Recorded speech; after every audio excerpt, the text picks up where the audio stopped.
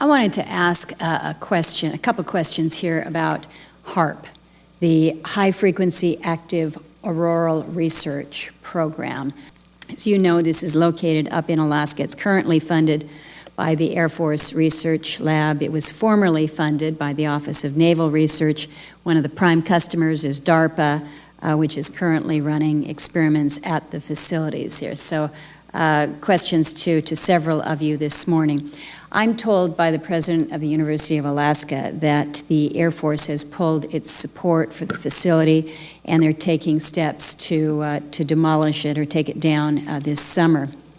He's making the argument that there is other opportunities for us and is trying to find a path where the university might be able to take title to the facility. I understand that a lot of folks here on the committee probably don't understand what HAARP does. I think most Alaskans don't really know what HAARP does or why the agency is involved in it.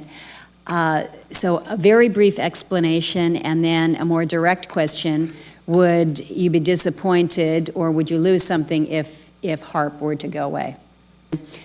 Dr. Walker, your agency is currently running the facility.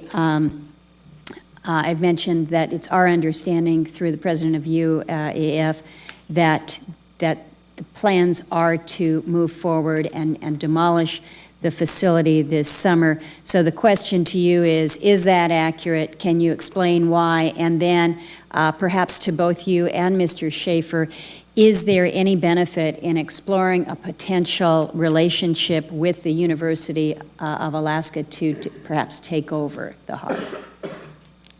Yeah, thank you, Senator. The Air Force has gotten great value out of HAARP in the past. We took over from the Navy and managed it and actually did a number of experiment campaigns up there and have finished our work that we're interested in doing up there. We've moving on to other ways of managing the ionosphere, which the HAARP was really designed to do, was to inject energy into the ionosphere to be able to actually control it. And but that work has been completed.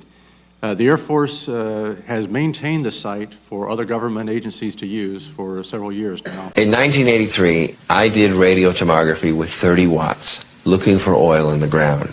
I found 26 oil wells over a 9-state area, and 100% of the time was accurate with just 30 watts of power beaming straight into solid rock. HAARP uses 1 billion watts beam straight into the ionosphere for experiments. Picture these strings on the piano as layers of the earth.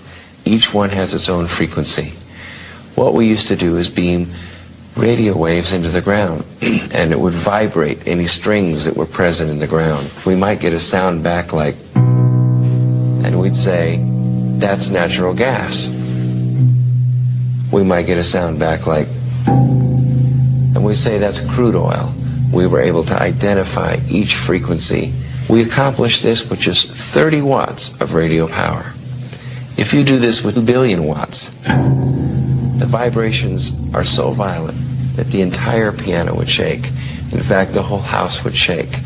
In fact, the vibrations could be so severe underground that could even cause an earthquake.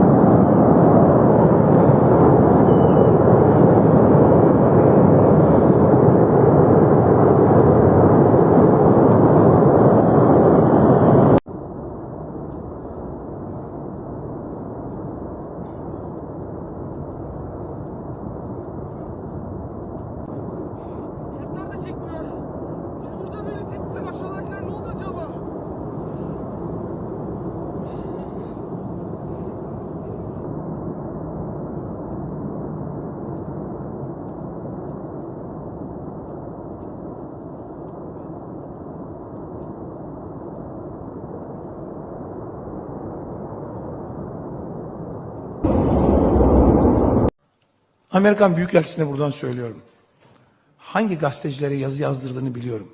Pis ellerini Türkiye'nin üzerinden çek. Çok net söylüyorum. Pis ellerini Türkiye'nin üzerinden çek. Neleri yaptırdığınızı, hangi adımları attırdığınızı, Türkiye'yi nasıl karıştırmak istediğinizi net bir şekilde biliyoruz. O pis ellerinizi, o maskeli, sırıtan yüzlerinizi Türkiye'nin üzerinden çekiniz. Bu kadar açık ve net.